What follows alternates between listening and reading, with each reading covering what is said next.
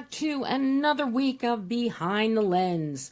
I'm Debbie Elias, film critic, creator, and host of Behind the Lens, where we go behind the lens and below the line with the movers and shakers, those film and TV makers, the producers, directors, writers, actors, cinematographers, film editors, sound mixers, sound designers, costume designers, production designers, VFX gurus, composers, you name it.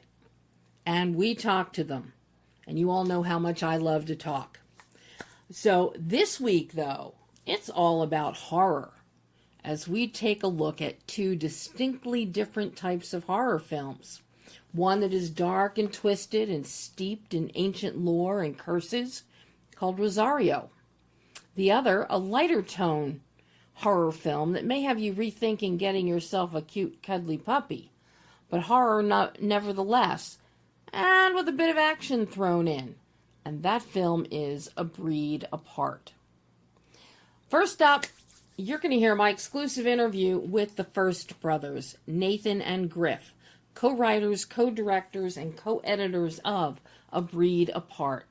A Breed Apart is the tale of a group of social media influencers who find themselves on a private island owned by the famous Vince Ventura. Expecting a weekend of unrivaled viral opportunity, it doesn't take long before our five quote-unquote contestants find themselves as part of their own horrific reality show when the guests are pitted against each other to capture the island's legendary man-eating dogs before they become victims of the monstrous canines. Succeed and win $1 million and the island itself. Plus, you're doing wonders for pet adoption. Who can resist? A Breed Apart stars, among others, Hayden Panettiere, Virginia Gardner, Grace Carolyn Curry, and my favorite, Paige Kennedy, who most of you will probably recognize from the Meg franchise. You know, the huge shark, Steve Alten's books made into movies starring Jason Statham. And they all star in this harrowing tale of terror. And there's a lot of laughs that are thrown in here, of course, but there are some really tense and scary moments. As you'll hear, we go ahead and the FURST brothers and I break down A Breed Apart, discussing the genesis of the film, the production, themes, and challenges, including the film's meta-narrative and focus on social media influencers, which in and of itself provides some wonderful subtextual commentary. As to be expected, a big part of our conversation goes to the dogs, as the brothers give us the scoop on the canine aspect of the film. 10 real dogs were used during filming, supplemented by CGI dogs, so at times it looked like 50 to 60 dogs. The real dogs were trained by 6 trainers. They were particularly good at swimming. So there are swimming scenes. There's a lake scene. This is shot on location in Guatemala. Actually in Atitlan, Guatemala. There's a beautiful lake there, high up in the mountains, very tropical. But you will see in the water scenes, yes, it's the real dogs, and they're actually swimming, which meant that the camera operators and the trainers had to get in the water as well. You're going to be fascinated, I think, to hear Nathan and Griff talk about that aspect of the production. And the dogs themselves were actually very nice. So the real dogs looked too happy and friendly, which meant that Nathan Griff, who did their own editing, ended up using over 1,500 visual effect shots to make the dogs look menacing. That alone required meticulous and extensive post-production. And the film actually now holds a record for the number of visual effect shots in an independent film of a certain budget, I believe. But you'll hear the brothers talk about that. That is a little bit of trivia to be very proud about when you have a film. And you're also going to hear them talk about the logistic challenges of filming in Atitlan, Guatemala, as well as Santa Catarina, Palopo. There are two locations in Guatemala that they use, and they're very distinguishable. So when you see the film, you'll know which is which. And one of the big problems with the logistic challenges in the quote-unquote action sequences, there are trails through the jungles that required camera operators to be running behind or beside the actors and dogs. Narrow trails, not big, jungle.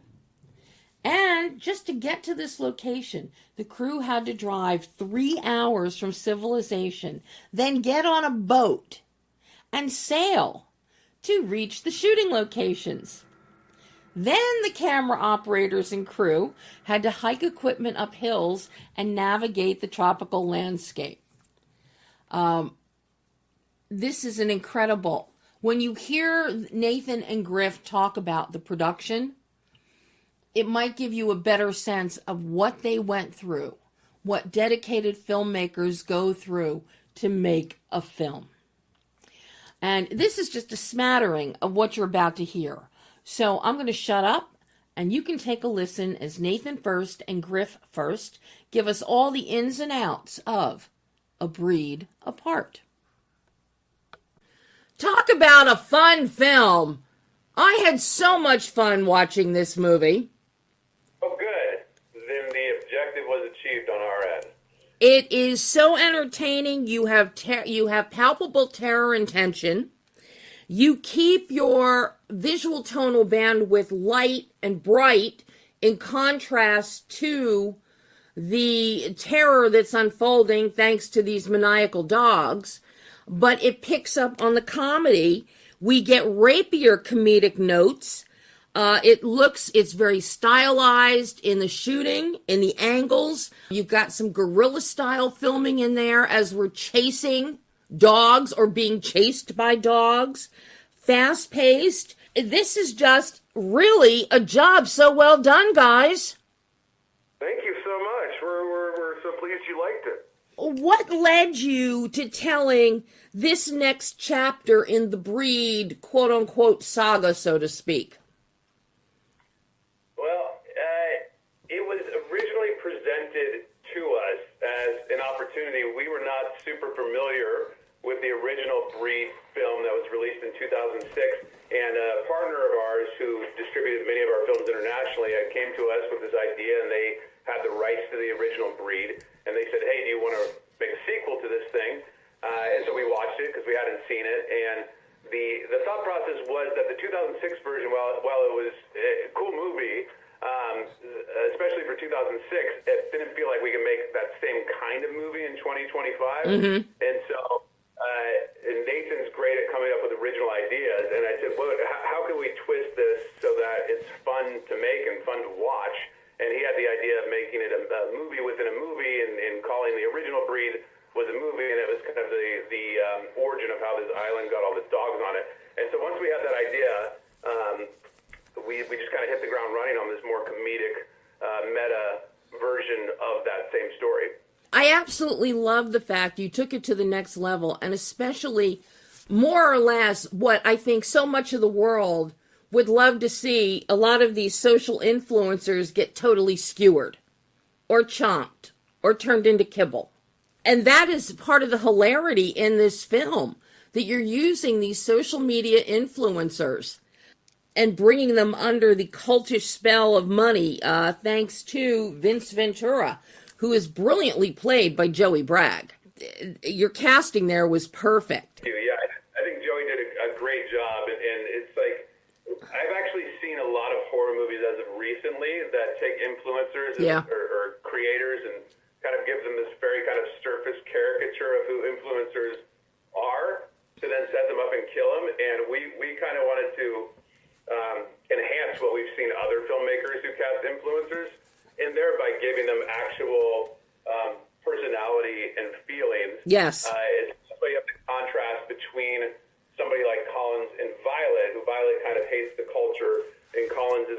embracing that culture, and we try to make that part of it organic because we're friends with several content creators, and it's its own art form that's separate from film, and so we kind of wanted to highlight that they have a purpose too, and they just have opposing viewpoints, Violet and Collins, and they're kind of our voice of those conflicting artists who have different formats and do different things.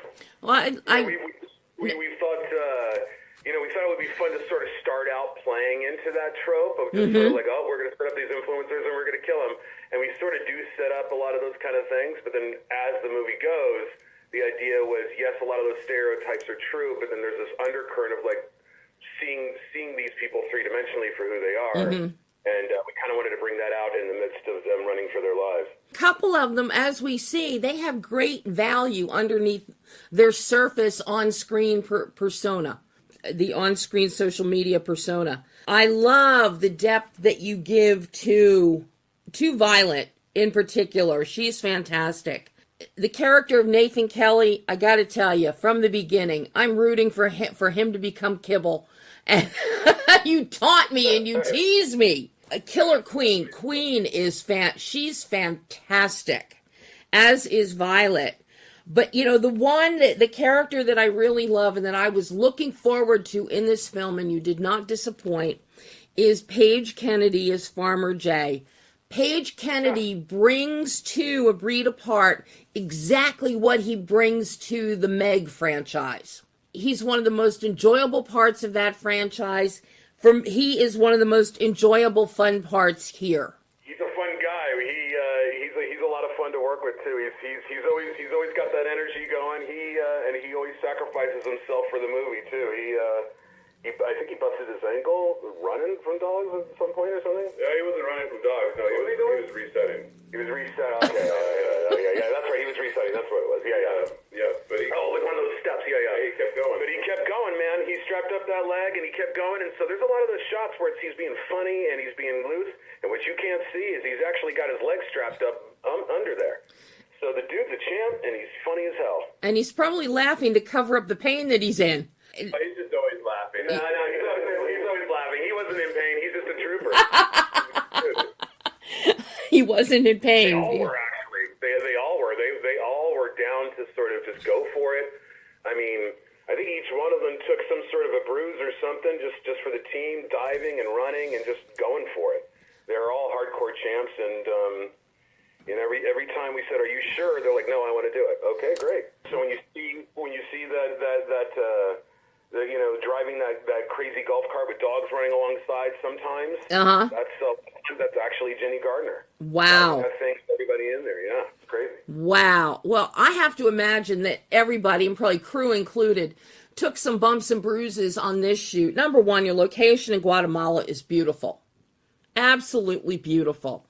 But that presents a lot of logistic challenges for you in terms of your camera work and that guerrilla style that you have. Even though you can clearly see there are paths they're following. When you're trying to bring in a dolly track or Steadicam or something, and you've got camera operators that are having to run and follow, that's a tenuous situation. So I'm curious. Great observation. That's dead on. That's dead on. That's exactly right. We had very athletic camera operators in those locations.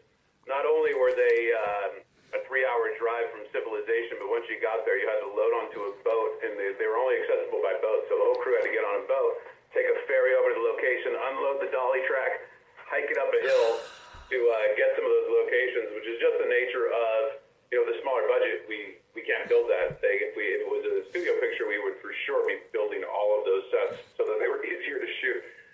But in order to get those looks that we wanted, we had to trek to it, which was an adventure in and of itself. We had a very courageous cast and crew who were down to all be mini versions of Indiana Jones going out and making it happen. It just amazed me at the word, you're right, it is athleticism, of the camera operators as they are following what's happening, especially once we get dogs in there.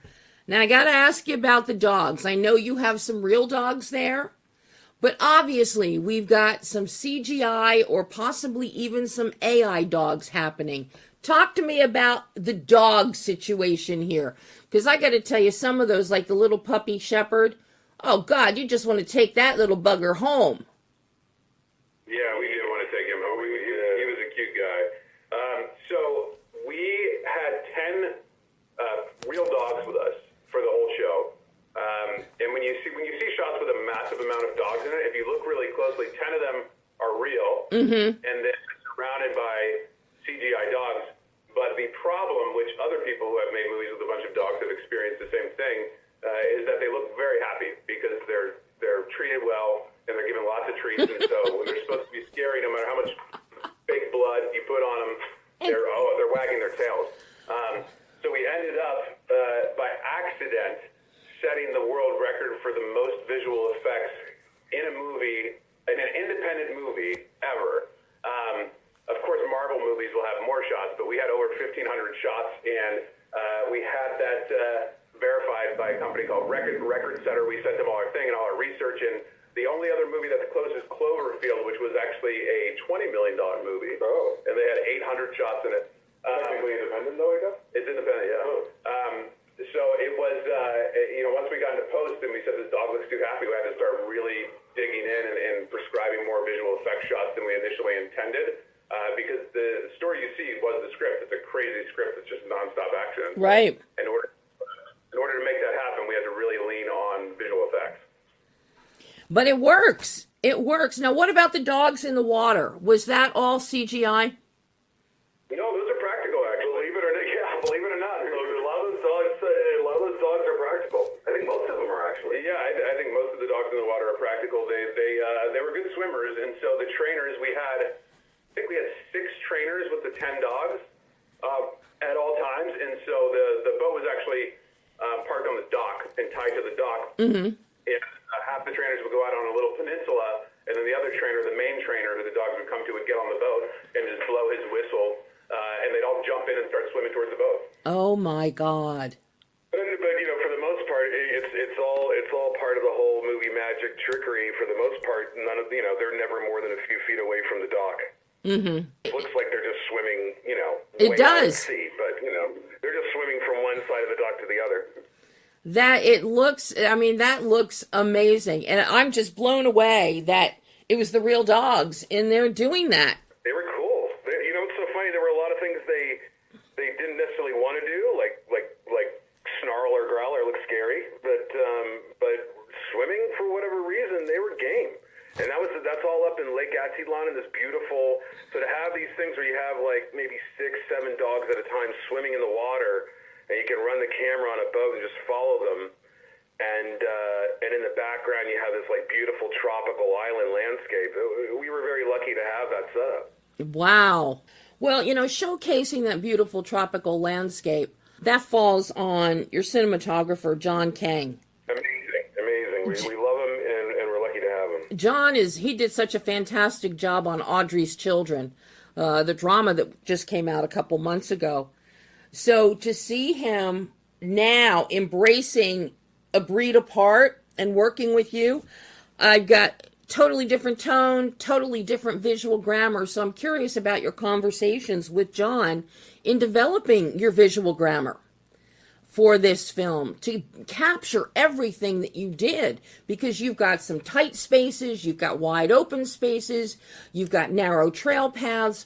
This could not have been easy for you to plot out with him in terms of lighting and lensing.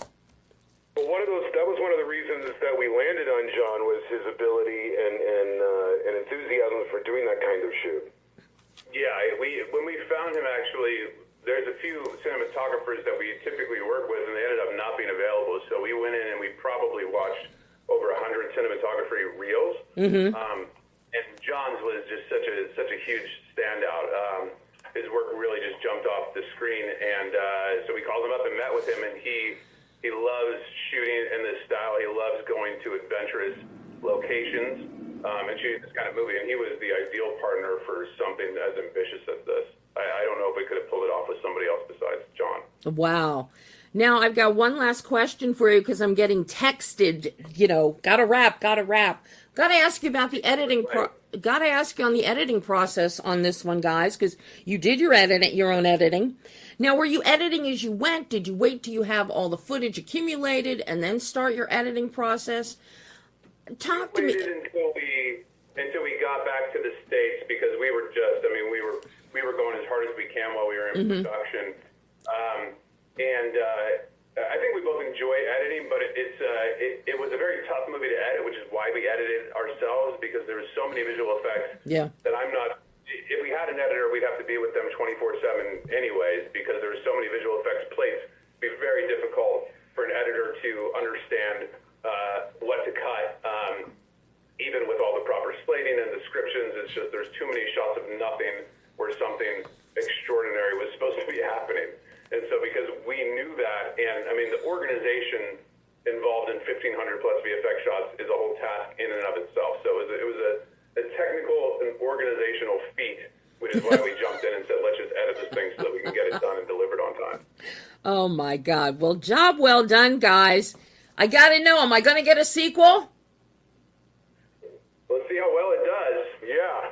Blast it out to all your followers and tell them to rent it. I think if it ends up in the top 10, you might see a sequel. I am already chomping at the bit for a sequel. As soon as it cut to black, before the end credits started, which are fabulous, by the way. I love seeing all the BTS stuff throughout It was fun, right? Yeah, a lot of fun. It really shows how much fun the cast and crew bonded and had a blast just really coming together and making this happen. I'm waiting and wanting a sequel to this, guys. I'll be the first one there to see it, if you make it. All right, well, the movie's out today, and the soundtrack is out. You can listen to all the things, and if it gets enough attention, we definitely have ideas for a sequel. I bet you do.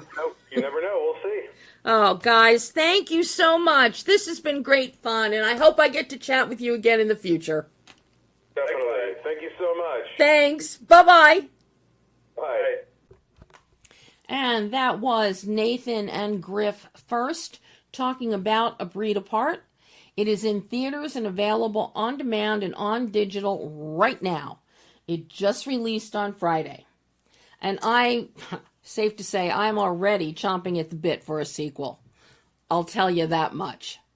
And I think you will be too, because it's a lot of fun. The tone is actually light and bright, which is contrast to the menacing dogs, but it also aids in some of the humor. Sometimes sick and twisted humor, but humor nonetheless. Go see it. Sit at home and see it. Go to the theater and see it. I think you're really going to enjoy it. And yes, I think you're going to want a sequel too. But now we're going to switch gears and we're going to go deep and dark with director Felipe Vargas talking about his first feature narrative directorial, Rosario. Directed by Felipe with script by Alan Trezza, Rosario is the story of a Wall Street stockbroker, Rosario Fuentes, who returns to her grandmother's apartment after her grandmother's sudden death. While sorting through her grandmother's belongings, Rosario uncovers a horrifying secret. There's a hidden chamber filled with occult artifacts tied to dark generational rituals. As supernatural occurrences plague her, Rosario must confront her family's buried secrets and face the truth about the sacrifices and choices they've made over the generations. And when you see this, first thing you're going to wonder is, how can I get an apartment that is that big that it's going to have a hidden chamber in it that is as large as the one that is in this apartment? I neglected to ask Felipe about that. But in our conversation, he kind of gives me answers that will suffice. And this is a fascinating conversation with Felipe as we delve into the themes of the film, which blend horror with heart and a touch of dark humor, courtesy of screenwriter Alan Trezza, as the story focuses on generational sacrifice and cultural roots. The underlying theme of sacrifice, specifically the sacrifices parents and grandparents make for their children to succeed, deeply resonated with Felipe, which drew him to this script to make as his first feature directorial. As we explore the making of Rosario, you'll hear Felipe discuss the unique visual language created by production designer Carlos Osorio and cinematographer Carmen Cabana, as Felipe emphasizes the use of practical effects, including handcrafted prosthetics, to create a tangible, visceral experience. This truly is a visual feast, thanks to the work of Carlos and Carmen, I have to tell you. Designed to feel tangible and real, there is careful attention paid to texture and detail. It's very tactile when you look at it. It's almost as if you can feel what you're seeing on screen. Using polished, vibrant colors instead of typical gritty horror look, they have created a more sophisticated visual grammar that highlights the film's themes of sacrifice and cultural identity. And the color palette and the set design, which even incorporates trinkets from Felipe's own grandmother's house, were meant to reflect the raw, organic elements of the cultural and religious background of the story. And yes, you'll hear me ask him if he returned the items to his grandmother's house. I'm not telling you the answer. You're going to have to listen and find out. This deliberate visual approach sets the film apart from traditional horror aesthetics, making the visual experience as important to the storytelling as the narrative itself. Filmed in Colombia and reflective of Felipe's own cultural heritage, not only provided creative control over the set design, but it allowed for Palo Mayombe cultural consultants to come on board the production so they could authentically represent the religious and cultural elements of the story. This is how dedicated to authenticity Felipe is with this production. So take a listen as director Felipe Vargas talks about the visual feast, Rosario. Hi, Felipe. Hey, how are you? Thank you so much for taking the time to chat. Thank you so much for making this film. I didn't know what to expect, and as I started watching this, I was gobsmacked. Just this film is so visually visceral. This revolves around the intensity and the majesty of this film. It falls on your production designer, on Carlos Osorio, and on your DP, on Carmen Cabana. This, I would not have expected such a polished look for a film of this nature. I would have thought, as most directors would have done, they would have gone grittier, more into an anamorphic kind of look. You and Carmen, with the lighting and the visual grammar, go into the polish that really accentuates with your use of color and saturation, your reds, your greens, your yellows. So we have the metaphoric stop, go, caution that celebrates Carlos's work and the incredible set dress, especially in Grandma's apartment, which is a treasure trove of visual eye candy. A beautiful film, Felipe. Beautiful. Thank you. Thank you so much for the kind words. Godsmacked, I hadn't heard that one before, and that's a great reaction to the film. And I was blessed to have an incredible production designer and cinematographer, and I hope we created a kind of a unique visual language that we haven't seen as much in horror before. So, yeah, very proud of the team. Yeah, this is a visual grammar, a visual language that you don't expect to see in horror, and when it does pop up, it sets your film apart from the rest of the pack, as does your story here. This is a great story and script that Alan Trezza delivered.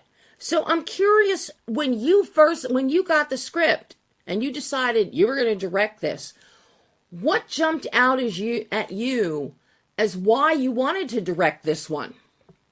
So I read Alan Trezza's script, and I was blown away. It was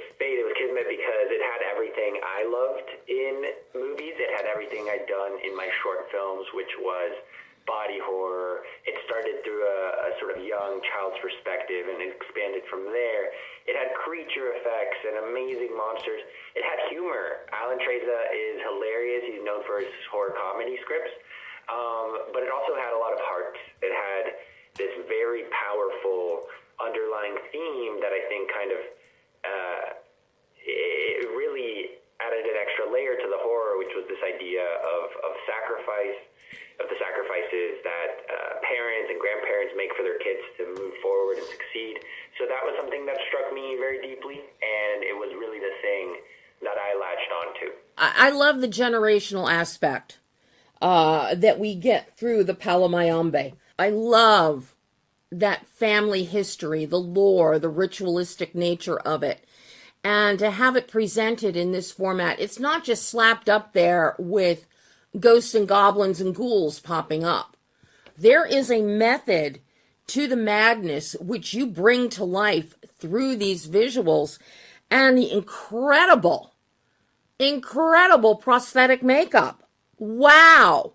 How much of this did you do in camera practically versus CGI or just visual effects? We wanted to make a film that felt tangible and real, that you could live in it, that the actors could step in and she felt like she was there. She would feel cold and she would feel the worms. Although that part she didn't like, getting covered in worms. But it was one of those things where we just put a lot of handcrafted detail into the film. I grew up making these special effects prosthetics since I was a kid. I would, create the kind of handmade ones for my dog that was the movie monster, or I would, do facial prosthetics on my cousins, missing eyes and missing limbs. So I always loved that stuff. And I was blessed with a really amazing team that just brought it to the next level. All of the creatures in the movie are real. Of course, there'll be some invisible VFX augmentation that just take it to the next level. Yeah, I mean, the prosthetics is just spectacular, and it really feeds into the ancient organic nature of what is unfolding. And this is also where Carlos's production design and the set dress is so important, because of the organic, tactile nature of what we're seeing in Abuela's kitchen, in Abuela's house. And then as we go behind, instead of what the man behind the curtain, now we got something else behind a curtain. And it is so real, and that's where it becomes so visceral. So I applaud you for doing this so diligently, working so diligently with the practical in-camera physical prosthetics, because it heightens this entire viewing experience.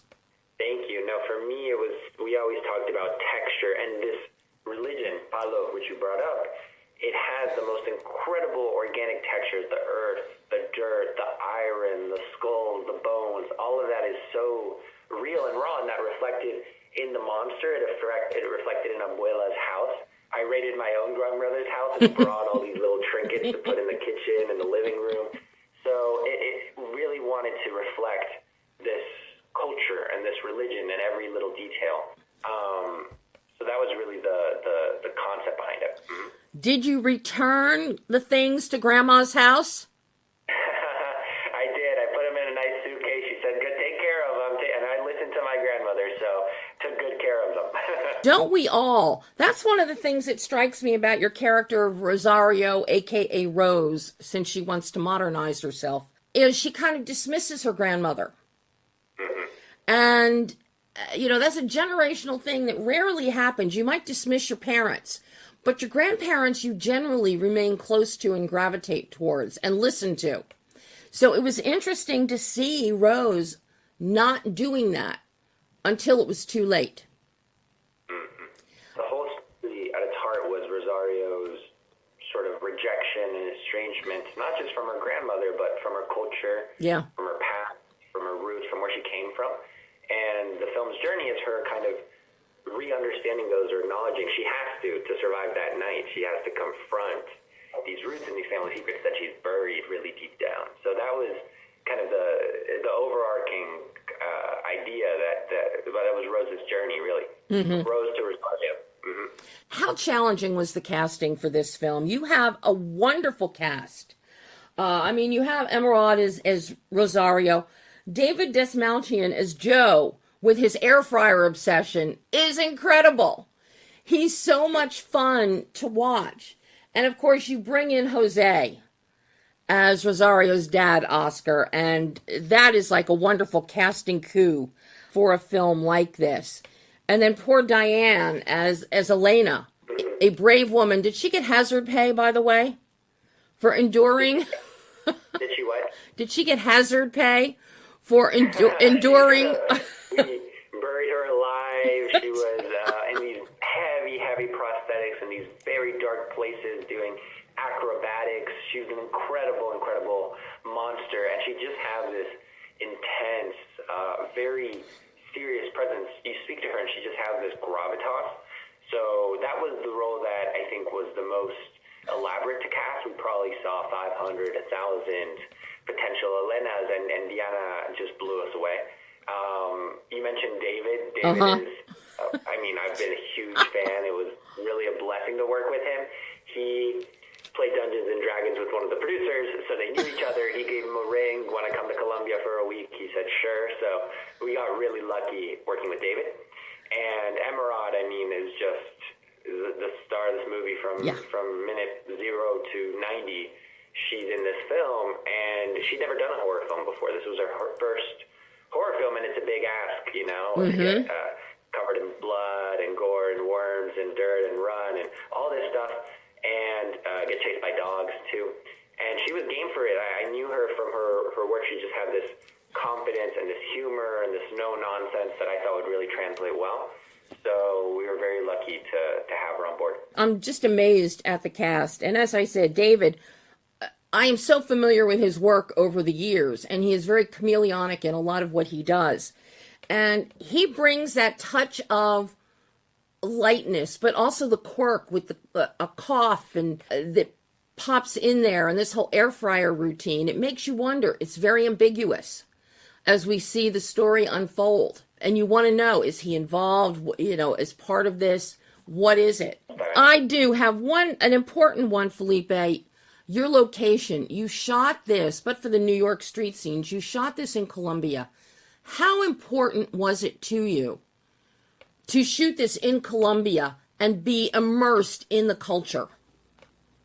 So this is a New York story. We had to shoot in New York as well. We did the exteriors there, but the bulk of the film was shot in Colombia, which was really full circle for me. I was born there, so to bring my first movie there was really special, and to also have this access to this palero culture and these palero consultants and really this country that believes wholeheartedly in the power of palo in this world was really important to us. So that was special. And it also just gave us, from a production design standpoint, from a creative standpoint, a lot of creative control. We were able to build all of that apartment on a set, on a stage, and have control over every wall, every trinket, every detail. Job so well done, Felipe. An immersive visual feast. I love it. I love this. I want a sequel. Oh, man, I do too. Let's get people out there for the weekend, and we'll see what happens. Thank you so much for taking the time and for the kind words on the film. I really could tell that you watched it with an attention to detail and a really beautiful perspective. So thank you. Oh, and thank you, Felipe, and hope we'll talk again in the future.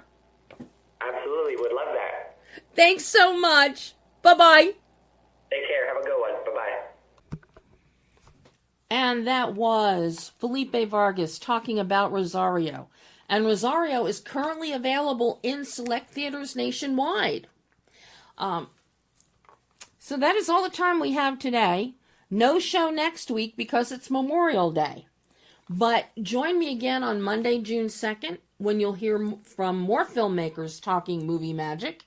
And in the meantime, make sure to check out the website, behindthelensonline.net, to see and hear many new exclusive interviews, which are up and out right now, with more for your consideration Emmy interviews popping up this week. A whole lot of stuff on Cross, a bunch of stuff on The Boys.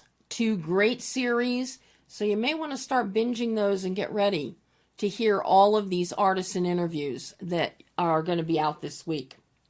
So, until June 2nd, I'm Debbie Elias. This is Behind the Lens.